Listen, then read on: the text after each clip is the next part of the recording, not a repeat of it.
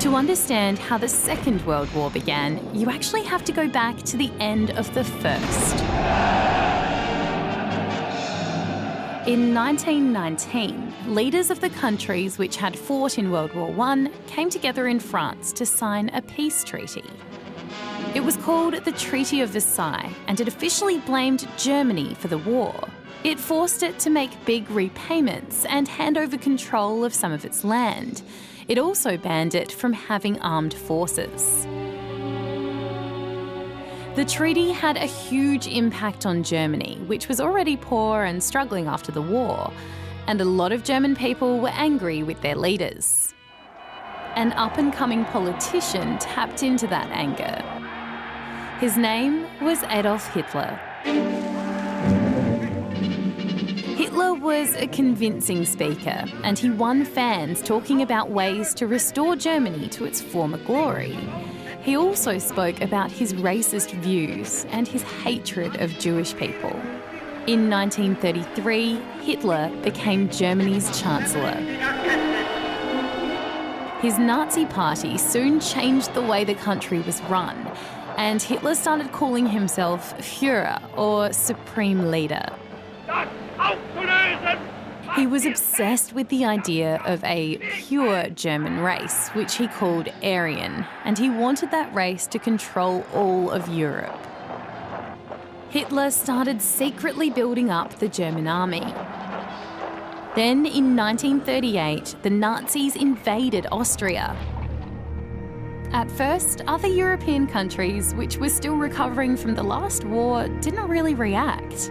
In fact, some signed agreements with Germany to stay peaceful.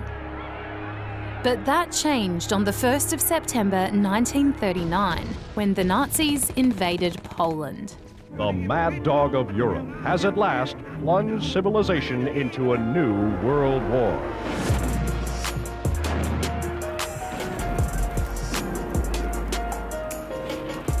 Britain and France and their allies declared war on Germany and later its allies, which included Italy and Japan.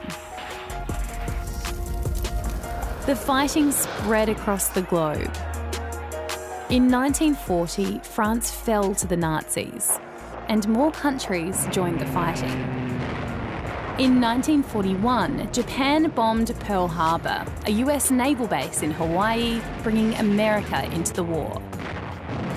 That same year, the Soviet Union, a group of states including Russia, joined the war after they were invaded by the Nazis, sparking some of the most deadly battles ever fought. Meanwhile, in Germany and German-occupied countries, something really sinister was happening. The Nazi regime was rounding up people that didn't fit into its plans for an Aryan race. Millions of people, most of them Jewish, were killed in what's now known as the Holocaust. For a while, it looked like Germany was actually going to win the war, but they were weakened after losing a huge battle in Russia. And in 1944, the Allies launched D-Day, the biggest ever land, air and sea mission to take back Nazi-occupied Europe. Adolf Hitler was presumably alive until the last days of Berlin. By the best evidence, he is now dead. Just over a year later, Germany had surrendered.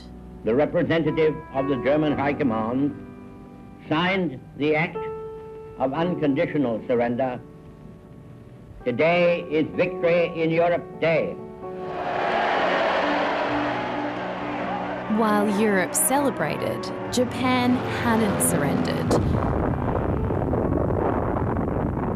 And in August 1945, the US made the decision to drop 2 nuclear bombs on Japan with devastating results. 126,000 died. Japan surrendered, and the most destructive war in history was finally over.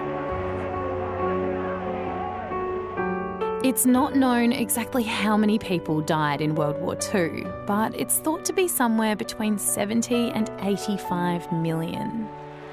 The war changed the way the world looked. The US and the Soviet Union became global superpowers, and the United Nations was founded in the hope that another world war would never happen again.